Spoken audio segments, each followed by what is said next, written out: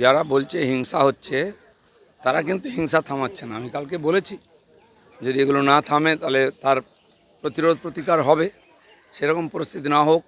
BJP সারা ভারতবর্ষে রাজ করছে, প্রত্যেক ইলেকশানে জিততে কাউকে না ধমকানো চমকানো, না কারো গায়ে হাত তোলা, না কারো জিনিসপত্র লুট করা আমরা করি না।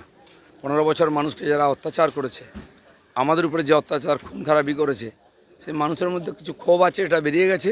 কোনো হিংসা অত্যাচার চলবে না। গুলি বন্দুকের সংস্কৃতি আমরা বন্ধ করব।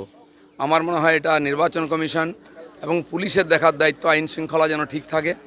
যিনি পুলিশ মন্ত্রী তিনি ড্রামা করতে ব্যস্ত।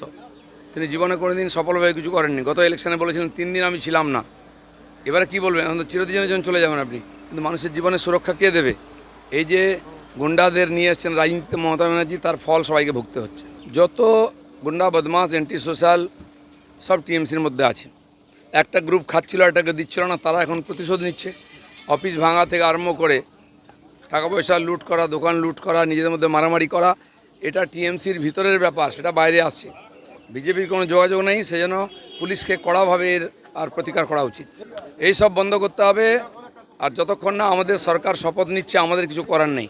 পুলিশ প্রশাসন আছে এবং নির্বাচন কমিশন আছে, তাদের দেখা উচিত যেন গণ্ডগোল না হয়। কিছু জায়গা এবং কিছু লোক আছে, তারা সব ব্যাপারে সুযোগ নেয়, উৎপাত করে, ভয় দেখায় এবং তারা আবার বিজেপিতে ঢোকার চেষ্টা করছে। আমরা টাইট করে দরজা বন্ধ করেছি।